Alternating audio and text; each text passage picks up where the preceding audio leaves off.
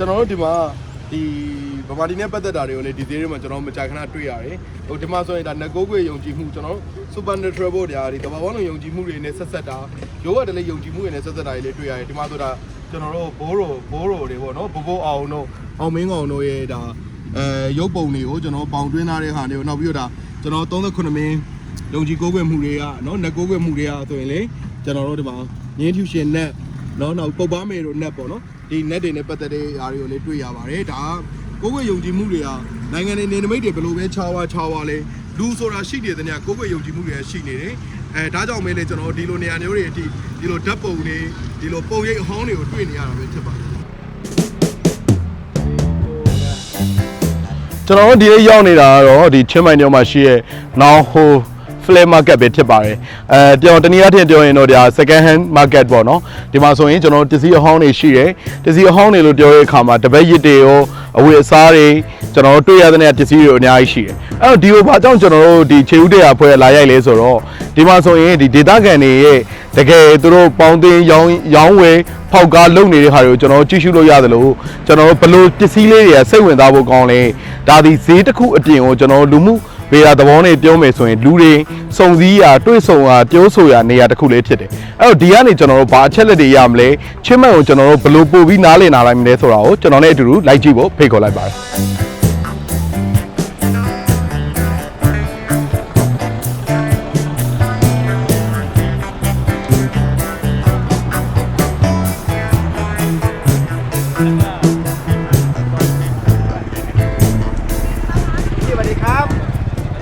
ครับผมอันนี้แทงครับพี่เป็นงานต่อมือทั้งဒီမှာဆိုရင်ကျွန်တော် CD အဟောင်းတွေတွေ့ရတယ်ဒီမှာရုပ်ရှင်ကားတွေရောတချင်းခွေတွေရောဒီမှာထိုင်းတချင်းခွေကာရာโอเกะတချင်းခွေတွေကအစကျွန်တော်ဒီမှာရှိနေကက်ဆက်ခွေတွေရောဗျာ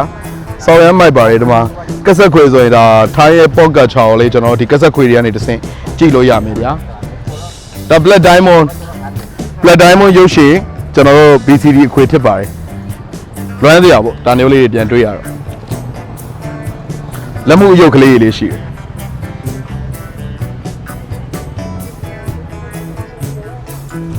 ครับ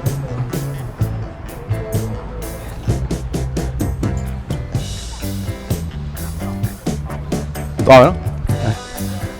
โอเค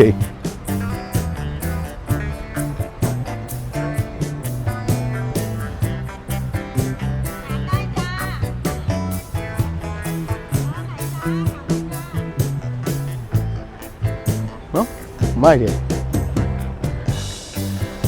စုံအောင်တွေ့ရတဲ့အထက်မှာဒီလိုကျွန်တော်ကြောက်ကြိတ်စုံမှာတွေ့ရတယ်ဒီမှာတော်တော်စုံစုံလင်းလင်းရှိတာပဲပေါက်တကရအကုန်လုံးရှိတယ်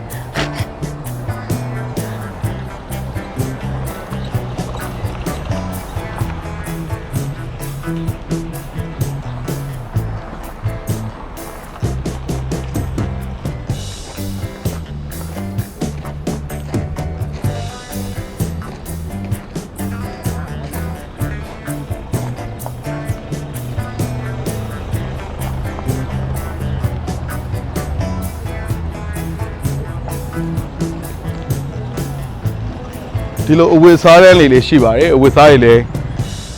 fashion တွေကတော့အစုံပဲကျွန်တော်တွေ့ရတယ်ဒီမှာစောင်းမိုက်တယ်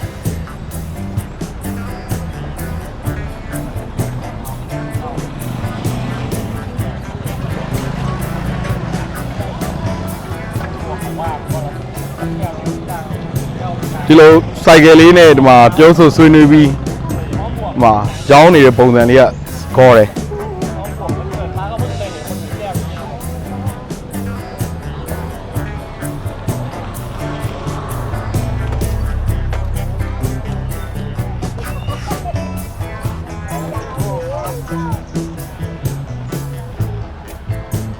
စာအုပ်တွေလေးကျွန်တော်တို့တွေ့ရပါတယ်စာအုပ်တွေတော့အများကြီးပဲကြည့်ကြည့်ပါဦးမယ်ตอนเมื่อเช้ามาโทรมา အများစုတော့ထိုင်းဘာသာနဲ့ရေးထားတဲ့စာအုပ်တွေပါครับผม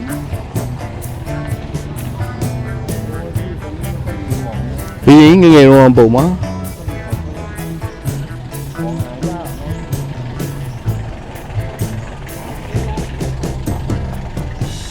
ကျွန်တော်ထင်တယ်ဒါဖလင်နဲ့ထည့်လမလားမသိဘူးเนาะဖလင်နဲ့ဝါယာကျိုးဟောင်းနေ ခင်ဗျစုံချက်ကအဝေးစားတွေလက်မှုပစ္စည်းတွေအပြင်တော့ဒီလိုကားတွေစိုက်ကယ်တွေနဲ့ပတ်သက်တဲ့အိတ်ဇောတွေပါတွေအားစကျွန်တော်တို့ဒီမှာရှိပါတယ်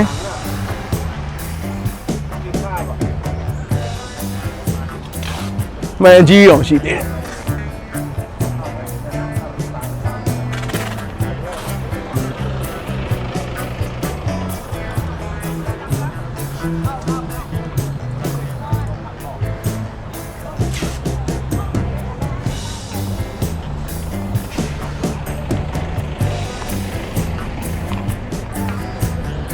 ဒီဟောင်းသေးမှာဒီစာအုပ်ကလေးတွေတွေ့ရတာတော့တော်တော်မိုက်တယ်ဒီလို feeling မျိုးကျွန်တော်တို့မခံစားရတာတော်တော်ကြာပြီ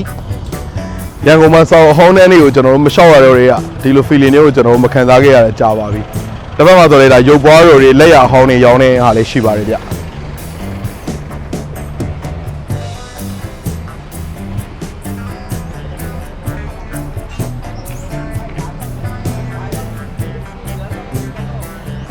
ဒီစက်မှာခဏနောက်ထပ်ထူးခြားတဲ့တစ်ခုကဒီလိုစားတောက်ကုန်ပစ္စည်းတွေလေးရှိပြီးတော့ကျွန်တော်တို့ဒီမှာဒေတာတွေဟင်းသီးဟင်းရွက်တွေလေးကျွန်တော်အများပြတွေ့တယ်ကျွန်တော်ဝင်လာတော့ရှေ့နာမှာကြောက်ဥဆိုင်လေးတစ်ဆိုင်တော့တွေ့သေးတယ်ဒီဟာလေးဆိုလေကျွန်တော်တို့ဒီချင်းမိုင်မြို့မှာရှိနေတဲ့ဒီဝင်းကျင်ကလူတွေတော့မဟုတ်ဒီဈေးကိုလာပြီးမှီခိုကြတဲ့သူတွေဒီဈေးမှာအယောင်းဝယ်လုပ်ကြတဲ့သူတွေရဲ့လှုပ်ရှားသက်ဝင်မှုတွေကလည်းချင်းမိုင်မြို့ကိုဒါအသက်ဝင်စေတဲ့ချင်းမိုင်မြို့ရဲ့ရင်ခုန်တဲ့နေတဲ့ရင်ခုန်တဲ့တစ်ချက်လို့ကျွန်တော်တို့ယူဆပါတယ်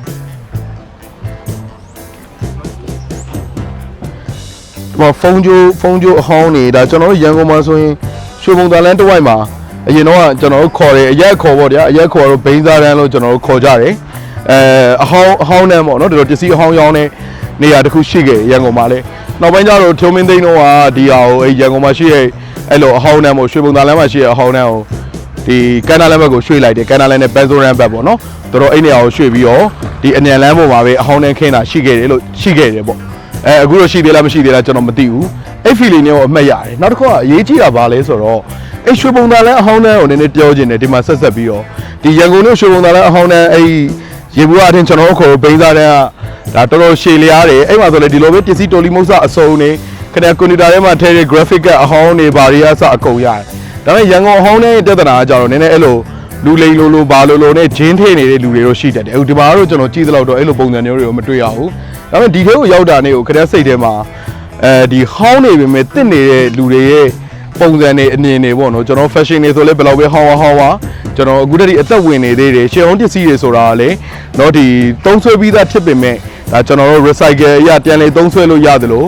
ဒါပတ်ဝန်းကျင်ထိန်းသိမ်းရေးအတွက်လေအင်မတန်အဆင်ပြေတဲ့စဉ်းစားချက်ပေါ့နော်ကျွန်တော်ကိုယ်တိုင်လေးဘယ်တော့အီးညီတွေဘယ်တော့လို့ခေါ်တဲ့အဟောင်းတွေအီးညီဝေးရတာ vintage တော့တွေပြောကြတယ်ကြိုက်တယ်နောက်ပြီးဒီလိုဈေးအငွေ့အသက်ကိုကျွန်တော်တအားကြိုက်တယ်အဲ့တော့ဆက်ကြည့်ကြအောင်မယ်ဗျကျွန်တော်တို့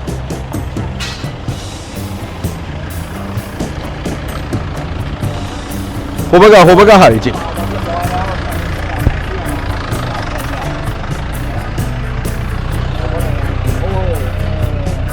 စောင်းမိုက်တယ်ဒီဟာတွေကျွန်တော်လည်းတော်မှာမဟုတ်ဘူးဒါသေးတယ်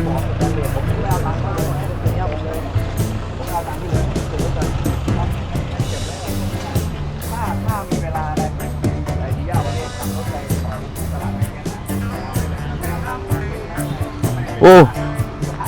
စောင်းမိုက်တယ်နော်ဒီ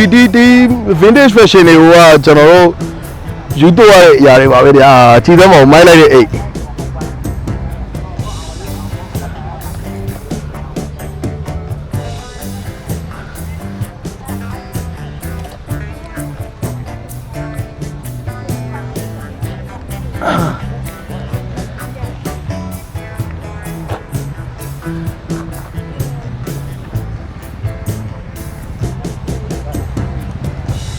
ဒီစစ်ရောင်ဒီဟာတွေရဲ့ဆွဲတော်မူဆော်ရမိုက်တွေဒါကြီးကျွန်တော်ကြိုက်လိုက်တာကြည့်အောင်မယ်ဟာဒီကောင်အပါပဲတော်ကြည့်မယ်ကျွန်တော်လည်းအောင်ကြည့်မလားမသိဘူး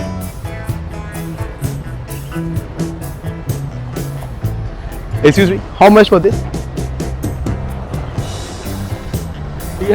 300မိုက်တယ်ဗျာတားမိုက်တယ်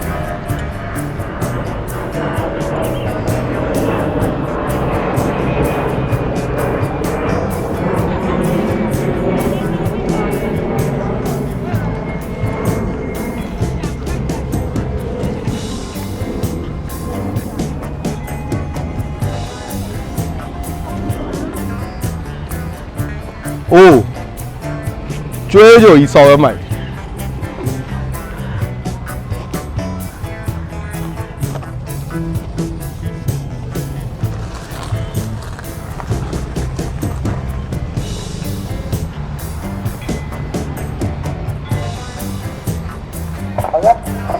รับแล้วประชาสัมพันธ์นะครับลูกค้าที่คือกระเป๋านะครับที่โซเทครับเนื่องจากลูกค้าลืมรูปไว้ที่ร้านนะครับ ပကြီးလက်ရဒါထိုင်းရိုးရလက်ရပကြီးဖြစ်မယ် ลูกค้าที่คือกระเป๋าไปนะครับถ้าลืมรูปไว้นะครับเป็นแบบ ဟောဒါဆက်မြန်မာအော်မြန်မာကြောက်စီပကြီးကတစ်ချက်လေးကျွန်တော်တို့တွေ့ရတယ်ကောင်းလိုက်တာဒါလှင်းရင်ကြောကြောလေးပုံမှာကောင်မလေးကထိုင်ပြီးတော့ရှေ့ကနေဟိုလဲစီနေတဲ့ဟာမြန်မာ Yes and how do you know why Myanmar haunting I'm Myanmar no it's okay အော်ကျွန်တော်တို့ဒီမှာကြက်ဥဆိုင်လေးရှိတယ်ကျ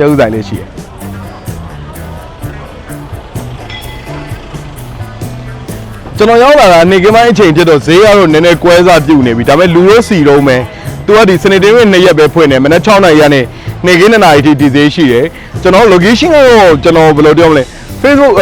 Google Map မှာ now ဟို flea market ဆိုပြီးရှာရင်ခင်ဗျားတို့တွေ့လိမ့်မယ်သူတို့ time ခေါ်လို့ရှိတယ်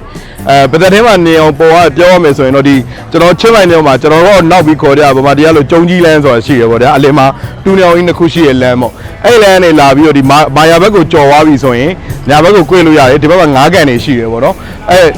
now ဟို flea market ဆိုပြီးရိုက်ရှာလိုက်ရင် location တိကျကျပေါ်တယ်အင်မတန်စိတ်ဝင်စားဖို့ကောင်းတယ်ခင်ဗျားတို့လေကြော်ရင်လာကြည့်ဖို့တိုက်တော့တယ်ကျွန်တော်ဆက်တော့ကြည့်အောင်မယ်ဗျ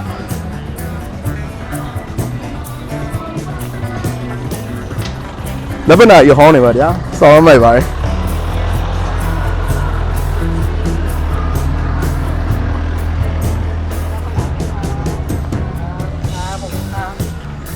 စောင်းဆိုင်လေးကတော့တိမ်သွားပြီဗျဒီမှာစောင်းဟောင်းဆိုင်လေးရှိတယ်အချမ်းအော်ဒါ Lena Study စောင်းတွေဖြစ်လိမ့်မယ်ကျွန်တော်တို့တော်တော်မိုက်တယ်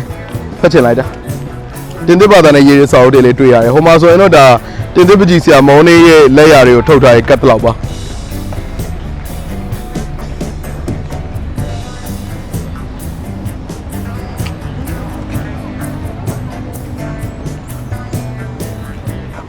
ဟုတ်တန်နေလေးတွေတွေ့ရတယ်ကျွန်တော်တို့ဒီမှာကြောက်လက်မှုဟာလေးတွေ့ရဓာတ်တွေမိုက်တယ်ဗျဓာတ်မိုက်တယ်ဒါတို့ကျွန်တော်လုပ်ငန်းသုံးဓာတ်လိုဟာမျိုးတွေပေါ့ခဲစိတ်ဝင်စားဟို fancy ပစ္စည်းတွေလည်းရွေးလို့ရတယ်နော် fancy ပစ္စည်းတွေလည်းတားမိုက်တယ်ဆိုတော့တိုက်တဲ့ဆိုရင်ဗမာပြည်နဲ့ပတ်သက်တဲ့ဟာတွေ့ခဲ့ပြီးသွားပြီကြောက်စီပကြီးကတစ်ချက်ပေါ့ဒီဘက်မှာလည်းဈေးကြီးကနည်းနည်းရှိသေးတယ်ဆိုတော့ကျွန်တော်ဆက်ဝင်ကြည့်အောင်မယ်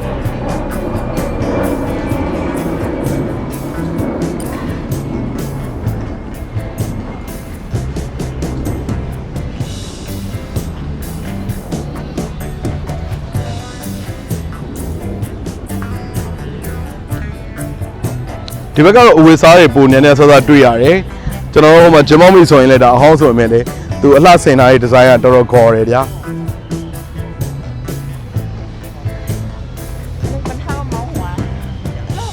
သူကတပတ်2ရက်ပဲဖွင့်နေသေးဆိုတော့ဒီလိုအမိုးလေးနဲ့တဲလေးတွေပဲရှိပြီးတော့သူတို့ဒီသက်ဆိုင်ရာဆိုင်ရှင်တွေကတော့ကားနဲ့လာပြီးတော့ဒီလိုကားလေးအနောက်ထိုးပြီးရောင်းကြတာကိုတွေ့ရတယ်ဒီမှာ fancy တွေမိုက်တယ်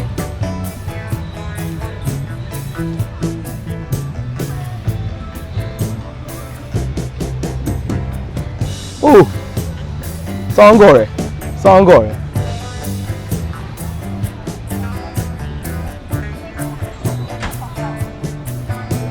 ครับဟိုတော့ရှေးအောင်ပစ္စည်းလေးတွေကျွန်တော်တို့ရုပ်ပွားတွေလေးရှိရဟိုဓားတွေရှိတယ်ဗျာဓားတွေမိုက်တယ်နော်မခွကရီလေးရှိတယ်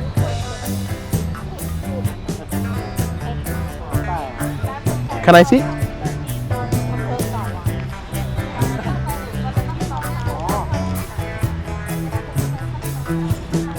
Oh, cookery. ဒါကျွန်တော်ဒီမှာကော်ရခါဓာတ်ကောင်းလို့ခေါ်ကြမယ် cookery ဖြစ်ပါတယ် How much? 1,000. 500. Oh.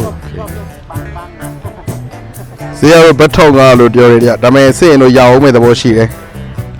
Okay. No discount? discount how much okay okay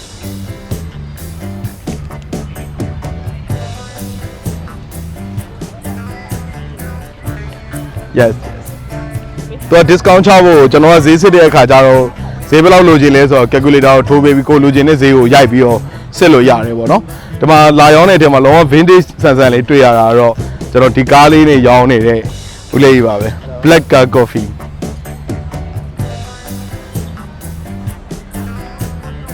ကျွန်တော် coffee လေးတစ်ခွက်လောက်ဝယ်တောက်ပါမယ်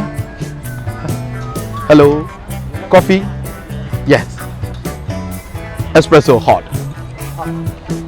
one shot or two shot one shot single shot one shot one shot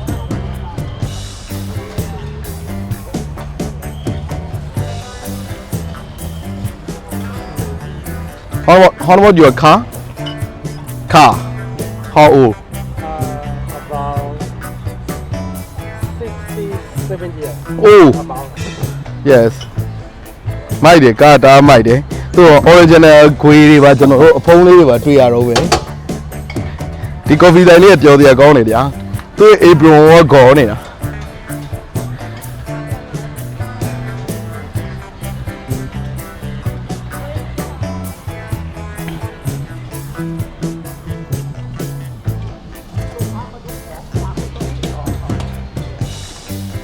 တားမိုက်တဲ့အပြင်စင်ပဲကျွန်တော်တို့တားရဖို့ကြတယ်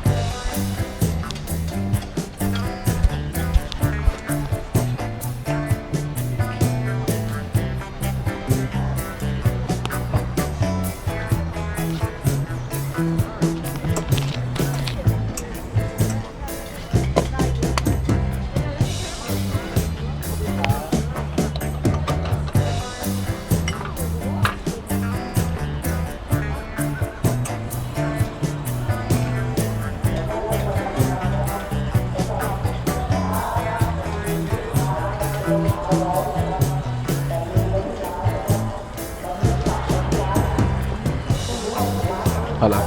ဘယ်မှာအော်တန်သွားပြီးပြန်ပတ်လိုက်မယ်လေ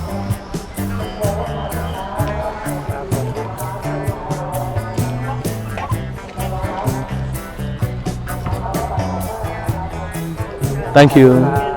espresso တစ်ခွက်ဝယ်တော့ပါတယ်ဗ40ပေးရပါတယ်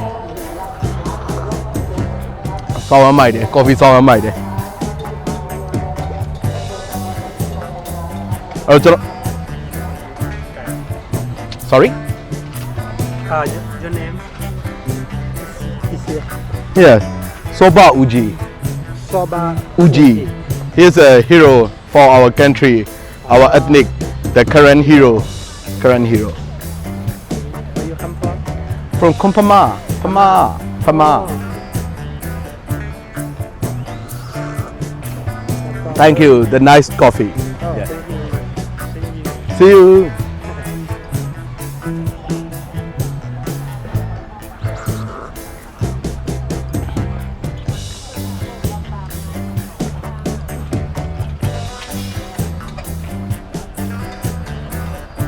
Fancy ပစ္စည်းလေးတွေအများကြီးပဲတဲ့ကျွန်တော်ကဒီကော်လက်စွပ်တွေကြိုက်တော့ဒီကော်လက်စွပ်တွေလေးကျွန်တော်တို့ဒီမှာအများကြီးတွေ့ရတယ်။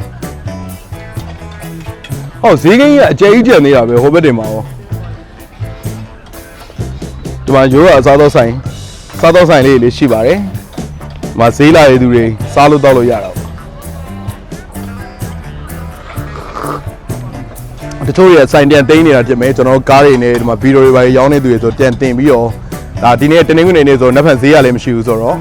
ဒါဒီ2နာရီနောက်ပိုင်းဆိုတို့ဆိုင်ပြန်သိမ်းကြတာထင်မယ်ဒီဘက်ကမုတ်ဈေးတဲလေးနဲ့ပို့တူတယ်ဟိုဘက်မှာမုတ်ဆိုင်လေးရှိတယ်ဒီကြားလေးကိုကျွန်တော်တစ်ချက်ကြည့်အောင်မယ်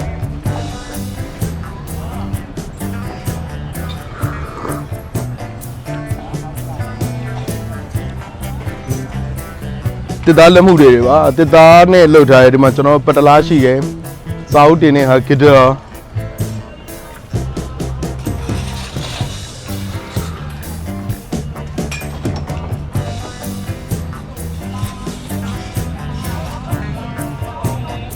ဒီမှာဆိုလို့စုံလုံးစီနေရပဲဗျာပစ္စည်းတွေကဒီမှာကျွန်တော်2ဆွေလေးရှိတယ်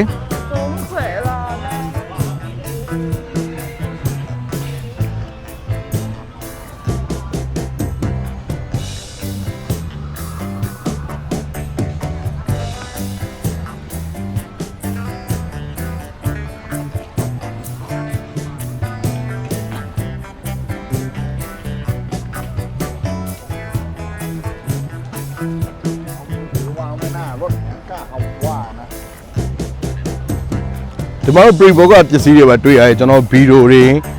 မှာ box လေးတွေချိန်ကလထိုင်းမှန်တင်ကုန်တော်တော်လက်တွေကြာမှန်တင်ကုန်မိုက်လိုက်တာနောက်ကကနုတ်လက်ရာတွေဟောနော်ကျွန်တော်မှန်လေးမိုက်တယ်ကျွန်တော်ဘယ်လောက်ချောလေးကြည့်လိုက်ပါမယ်ချောပါတယ်ဗျ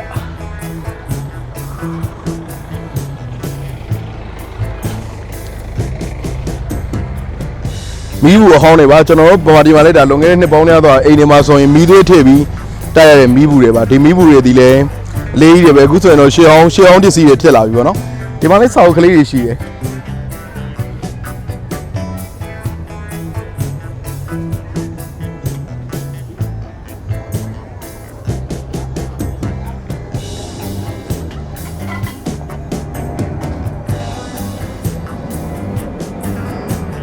ကျွန်တော်ဒီနေ့ရုပ်ရှင်ပိုစတာအဟောင်းတွေဖြစ်မယ်တော်တော်ကြည့်လို့မိုက်တယ်ခေါင်းတန်တွေရှိတယ်ညနေဖုံးတွေအောင်ရသေးတယ်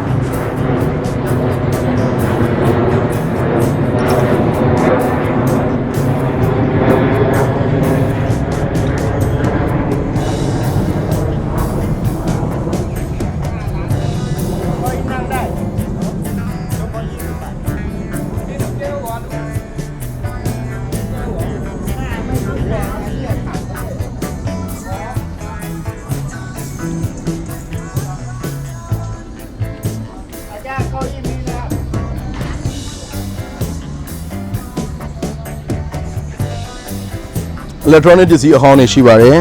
ကြောက်ကြားကြီးတွေအကြီးတွေပဲနိုင်တွေရောခမင်းပေါင်း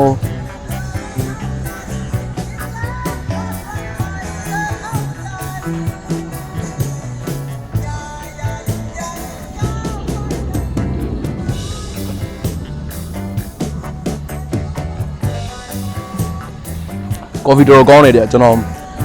ချင်းမှန်မှာကော်ဖီတောက်တာကော်ဖီဆိုင်နေတော်တော်ကောင်းနေအများကြီးတောက်ဘူးလေဒါပေမဲ့ဒီထဲကဈေးတွေကဒီကော်ဖီဆိုင်လေးကတော့တကယ်တောက်လိုက်ရအမှတ်တရပဲပတ်ဝန်းကျင်ရဲ့အခြေအနေရရောကျွန်တော်တို့ဒီကော်ဖီလေးကျွန်တော်ကစားလောင်နေတဲ့အချိန်ဖြစ်နေတာဒီကော်ဖီတောက်ရတော့တကယ်ဆောင်ရအမှတ်တရဖြစ်တယ်ကောင်းလိုက်တာကောင်းတယ်ပဲ40ပေးပေးရမင်္ဂလာပါ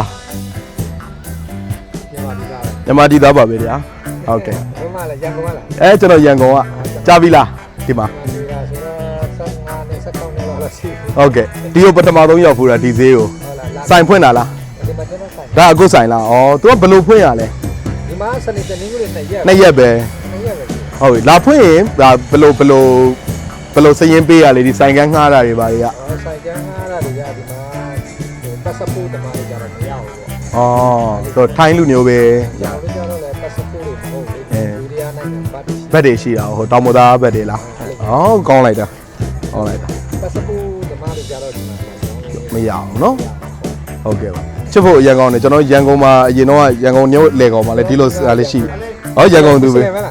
ကျွန်တော်မွတ်စလင်မဟုတ်ဘူးဟာအမေတွေအဖေတွေကမွတ်စလင်ကျွန်တော်ဘာသာမကိုးကွယ်ဘူးကျွန်တော်ကပမာငွေတိုက်ခွန်တောင်းရှိတယ်ပမာငွေမလေးဘူးကျွန်တော်ဒီမှာနေရလေပမာငွေကျွန်တော်လည်းမသုံးဖြစ်ဘူးမသုံးလည်းပြီးတာမသုံးလည်းပြီးတာဟုတ်မသိန်းခွန်းတောင်းလောက်ရှိရဟုတ်ပါဟာ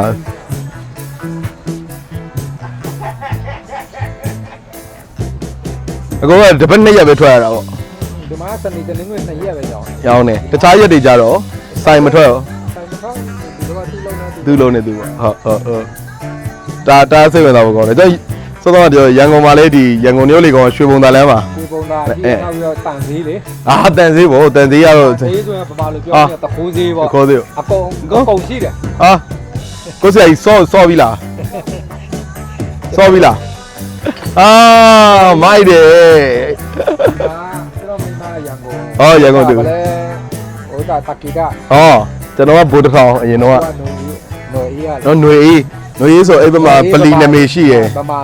ဗမာအေးຫນွေအေးလေဟုတ်သိတယ်ဗျသိຫນွေအေးဇက်တွေဟုတ်ຫນွေအေးထဲမှာနေတယ်ဟုတ်ကျေးဇူးပါဗျာဆိုင်လေးချစ်ဖို့ကောင်းတယ်နောက်လေးကျွန်တော်အပတ်တိုင်းလာမယ်ဟိုလိုချင်စရာလေးအများကြီးပဲအနည်းတန်းနေရပေါ့အနည်းတန်းနေရဟုတ်ဒီဈေးမှာဗမာပြည်ကရောင်းရတယ်ဆိုတာဂျူရီးယားနိုင်ငံရဲ့ပတ်ရှိမှရောင်းလို့ရတာပေါ့နော်ဘယ်မရှင်းတော့ပေးမရအောင်မှန်တာပေါ့တော့ဥပဒေလေးရှိရလေဟုတ်ကဲ့ကျေးဇူးပါကိုဟုတ်သွားလိုက်ဦးမယ်နော်ဟုတ်ပတ်ကြည့်လိုက်ဦးမယ်ဟုတ်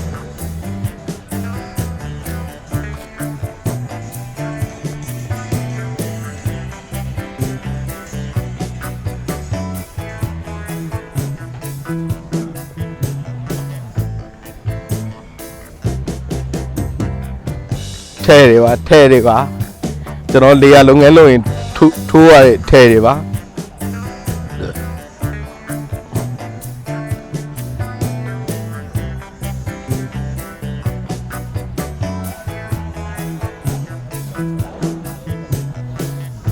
ဒါကဆက်ခွေတွေကြကျွန်တော်ဟိုမှာအင်္ဂလိပ်ကဆက်ခွေအောင်ထိုင်းကဆက်ခွေတွေလေးရှိရင်မိုက်မယ်ကြည့်ရအောင်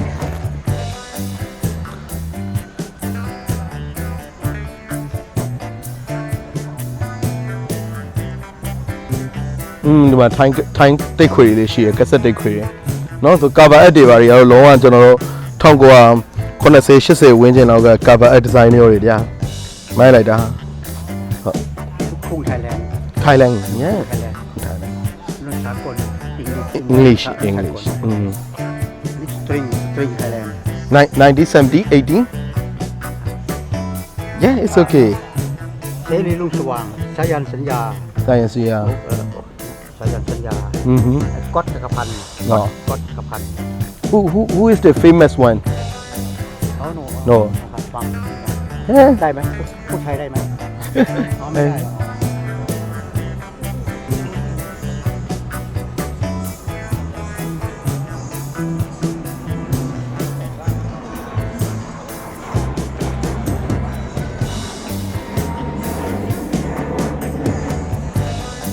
ကျွန်တော်မနုဿဘာသာပေသာဘာသာရဲ့မှာလေးလာပြီးဆိုရင် folk act ဆိုရင်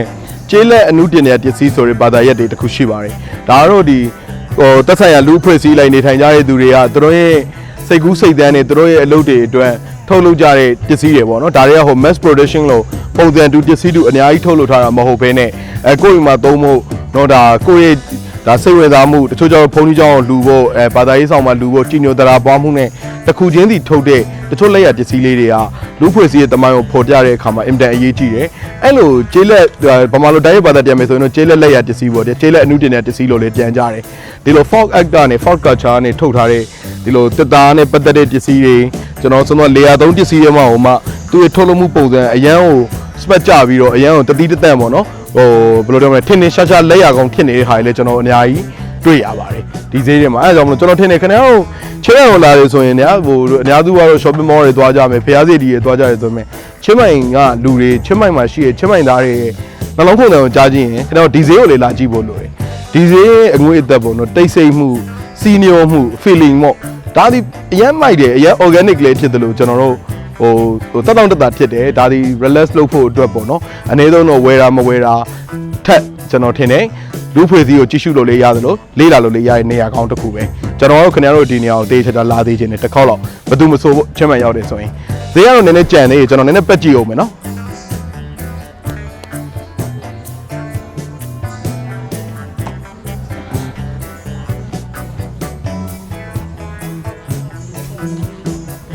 ဒီဘက်ကတော့အလုံးစုံသုံးပစ္စည်းအများကြီးတွေ့ရတယ်ကားကြိုက်နေပါကားကြိုက်နေလွှတွေနော်ကျွန်တော်တို့ဒီမှာမန်ဟွာတွေပိုက်ဂိုက်တွေမန်ကြီးတွေရောအမလေးအစုံပဲပြောစရာကြီး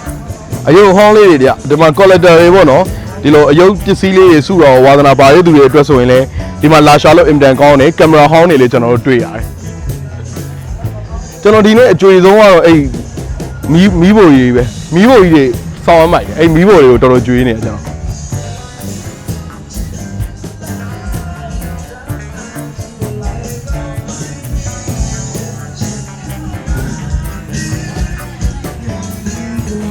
ဒါရှေးအောင်အကျွေစီးတွေနော်ပုံစံမျိုးစုံပဲခင်ဗျာရွေးလို့ရတယ်souvenir ပေါ့နော်ဒီမှာအစုံပဲတဲ့ထိုင်းဟိုဖုန်းတို့ကြီးပုံဒါထိုင်းလူမျိုးတွေအများဆွဲတတ်ကြတဲ့လောကက်တီလိုပုံစံမျိုးတွေလေးတွေ့ရတယ်နော်အင်းလေးတွေ့ရတယ်ဒါရဲ့သူ့ဘက်သူယုံကြည်သက်ဝင်မှုအရာရောစုဆောင်းထိန်းသိမ်းမှုအရာရောအင်မတန်မိုက်တဲ့ collection တွေပါပဲဒါရောက်ရွေးယူနေသူတွေလေးတွေ့ရတယ်တစ်ဖက်မှာဆိုရင်လည်းကျွန်တော်တို့ဒီအုတ်ခွက်ဖျားအသေးပေါ့ဒီဘက်ကတော့ဒါဟိုကြီးတို့တန်တော့နဲ့လုပ်တဲ့ပစ္စည်းပေါ့တစ်ဖက်ကတော့ကျွန်တော်အုတ်ခွက်ဒီအုတ်နဲ့ကြောက်နဲ့လုပ်တဲ့အုတ်ခွက်ဖျားအသေးမျိုးလေးတွေကျွန်တော်တို့တွေ့ရပါတယ်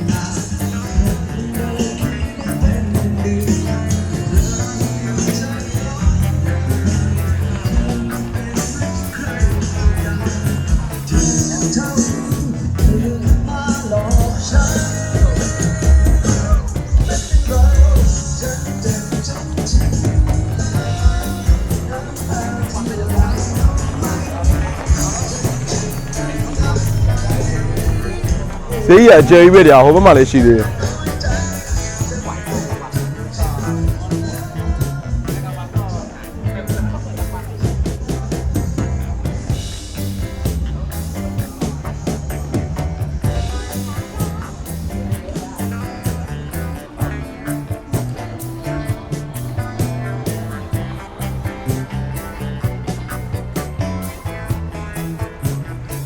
ရှော့ပါရီဂျိုင်းနေဘာဂျာဂျိုင်းဖဲတို့တွေလည်းရှိတယ်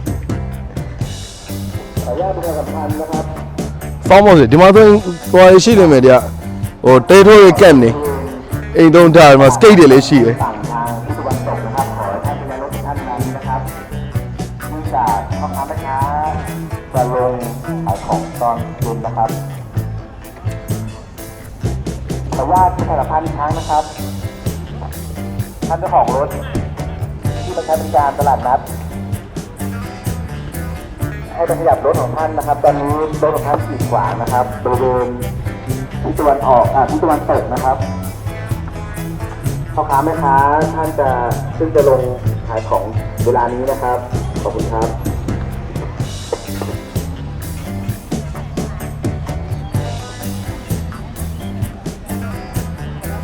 ချို့ကတော့တခုကော်ဖီဆိုင်တွေကိုနေရာအနှံ့တွေ့ရတာပဲဒါစိတ်ဝင်စားဖို့အရန်ကောင်းတယ်အရန်ကျွန်တော်လူတော်ဖို့ကောင်းတဲ့ကိစ္စကိုဘာကြောင့်လဲဆိုတော့ချင်းမဲမှာရှိတဲ့တချို့နေရာတွေကိုသွားလိမ့်မယ်ဆိုရင်ကျွန်တော်မေကန်ပေါင်တို့ဘာလို့သွားလေတယ်ဆိုရင်ကော်ဖီတောင်းဖို့နည်းနည်းခက်တယ်ရောင်းရင်တို့ကဒီ mix tea တွေရောင်းတာများကြတယ်ဒါ mix tea ကလည်းဒီကာလမှာ fancy ဖြစ်တော့ mix tea ဆိုင်တွေများတယ်ဒီလိုကော်ဖီတောင်းရတယ်ကော်ဖီဆိုင်တွေဒီလိုအများကြီးရှိနေတာဟိုကဒီလိုဈေးထဲမှာပေါ့နော်ဒီလိုနေရာမျိုးမှာတွေ့ရတာဟိုကပျော်ဖို့ကောင်းတဲ့ကိစ္စပဲဒါလေးကားဟောင်းလေးပဲစောင်းမိုက်တယ်တကယ်စောင်းမိုက်တာ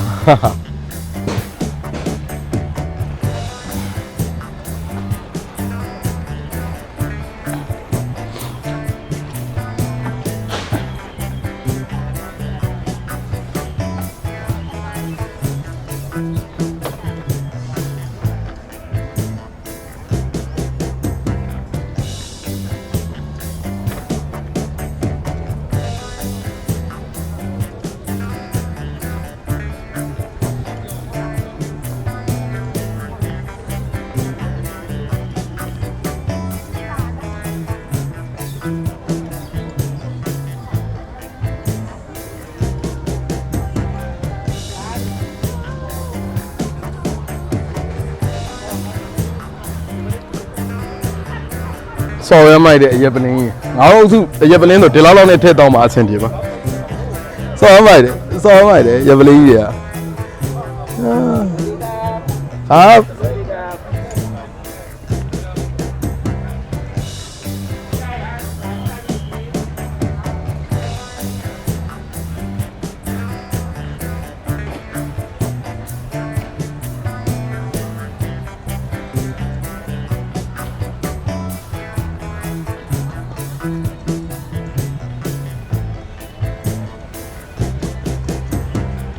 ကဒီဈေးမှာဟိုက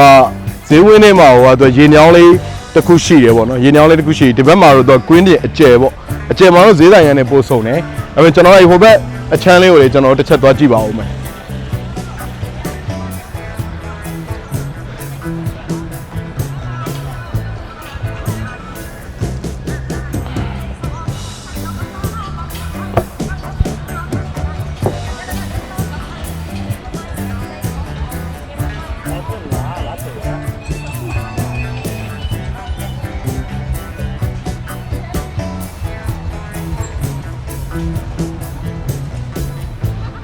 ဒီလိုပိုစတာတွေကျွန်တော်ငယ်ဘွားအမှတ်တရတွေမှာအရင်အရေးကြီးတဲ့ခန်းကဏ္ဍပါခဲ့။ဘာကြောင့်လဲဆိုတော့ကျွန်တော်ငယ်ကသပင်ညက်မှာတိတ်ကြောက်တယ်။သပင်ညက်ဆိုင်သွားပြီဆိုရင်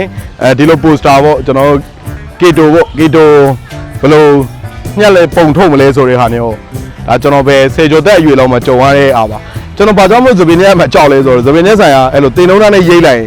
အင်မတန်နာလို့ပါ။ကျွန်တော်ငယ်ကတော့တစ်ခါသုံးတင်လုံးသားလည်းမရှိဘူး။တရေကပကြီးပေါ်မှာရွှီနဲ့ရိတ်ပြီးတော့ဒီသပင်ကိုပုံသွင်းတာပေါ့နော်။ကျွန်တော်သပင်းနဲ့မှာကြောက်တော့အခုလည်းသပင်းရှေ့ထားတွေ့တာပေါ့ငယ်ငယ်ကတော့သပင်းနဲ့ဆိုင်မှာတွေ့နေကြစတိုင်တွေပါဟဲ့မိုက်ရကြရုပ်တွေရော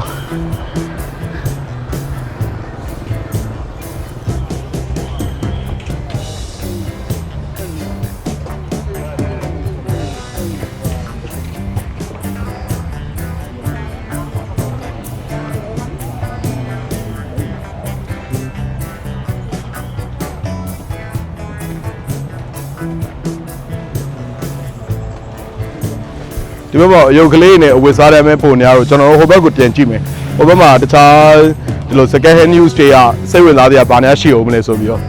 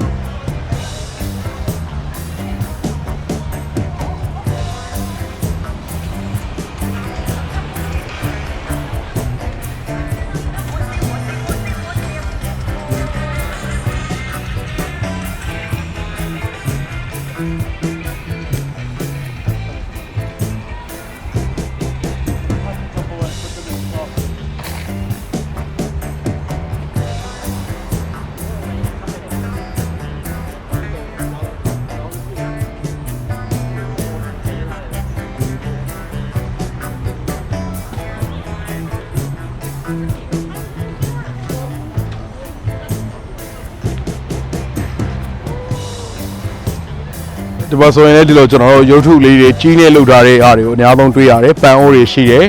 ခေါင်းလောင်းတွေရှိတယ်ဗျဓာတ်တွေလေးဒီမှာရှိတယ်ဓာတ်တွေကတော့တော်တော်မိုက်တယ်ဒီဇိုင်းတွေကလေဟိုဒီဘက်မှာဆိုရှယ်အောင်တစ်စီပုံများတွေတွေ့ရတာစွန်းအုပ်လိုဟာမျိုးတွေလေးတွေ့ရသလိုကျွန်တော်စင်စွဲတဲ့ဒူတွေအားတွေလေးတွေ့ရပါတယ်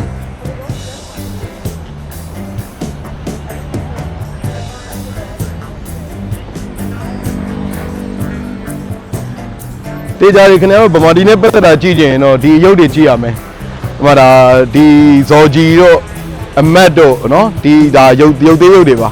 ရုပ်သေးရုပ်အဟောင်းတွေပါတော်တော်မိုက်တယ်ဒီရုပ်သေးရုပ်အဟောင်းတွေကတော့ဒါကတော့နှက်ရုပ်ပဲဖြစ်မယ်လို့ထင်တယ်ကျွန်တော်မခွဲတတ်ဘူးဒါကတော့ဒါကတော့အမတ်ပေါ့နော်ဒီကောင်ကတော့ဇော်ကြီးပါဇော်ကြီးရုပ်ပါ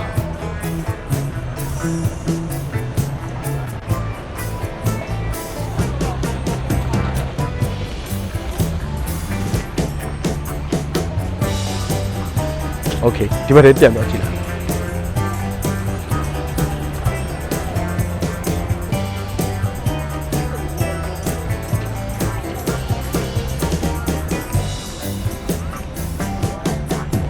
ဆုံးတော့ဟိုလေးကြည့်ကြလို့ဟိုနောက်တော့ပြောရဲဗာလေဘဘအောင်တော့ဗာတော့ဘယ်ရောက်ပါလဲမသိဘူးတော့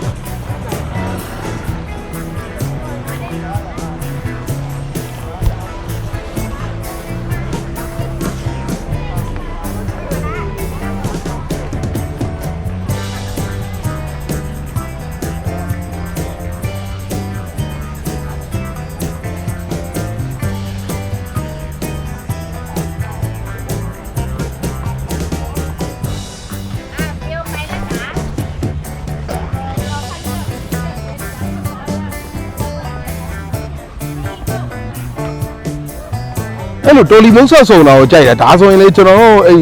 ဟိုကလထိုင်ဘိန်းနေနောက်ပြီးတော့ခီးသွားလေကျွန်တော်တို့ဒီ luggage တွေကဘိန်းနေပေါ့နော်ဒီလိုဘိန်းလေးတွေဒီမှာကြောက်သွားတာတော့လိုသွားတော့ဆိုလေဒီမှာလာရှာလို့ရမယ်မိုက်တယ်ဘိန်းတွေမှာ site ကိုမျိုးစုံပြ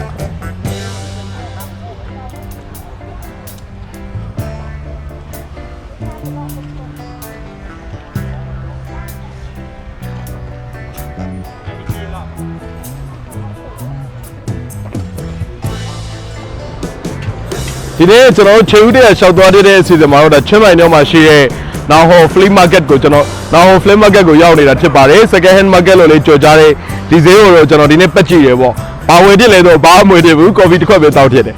ဒါပေမဲ့ခင်ဗျားတို့ဒီကိုလာတဲ့နေဒီမှာဆိုရင်ချင်းမိုင်တွေရင်ခုန်တန်တွေကိုခင်ဗျားတို့မတူညီတဲ့ရှူတောင်းနဲ့ခံစားရမယ်အနေနဲ့ shopping mall ကြီးတွေကိုသွားမယ်အနေနဲ့လူစီကားရဲ့နေရာတွေကိုသွားမယ်တဲ့ဆိုင်ရင်ချင်းမိုင်တွေရဲ့ဒီလိုပုံစံမျိုးဒီလိုတဘာဝကြတဲ့ရောင်းဝယ်ဖောက်ကားတွေနေရာစုံလင်းတဲ့ပစ္စည်းတွေကာလာရောင်သွင်းစုံအောင်လေးကြည့်ရှုခံစားနိုင်တယ်ဒီနေ့ကတော့ကျွန်တော်ခင်ဗျားတို့ဒီနေရာလေးကိုအတူတူလိုက်ဖို့ပေးခြင်းဖြစ်ပါတယ်ကျွန်တော်ကတော့ဘာမှမွေးတပါဘူးခင်ဗျားကြည့်ရှုပေးရတော့အားလုံးကျေးဇူးတင်ပါတယ်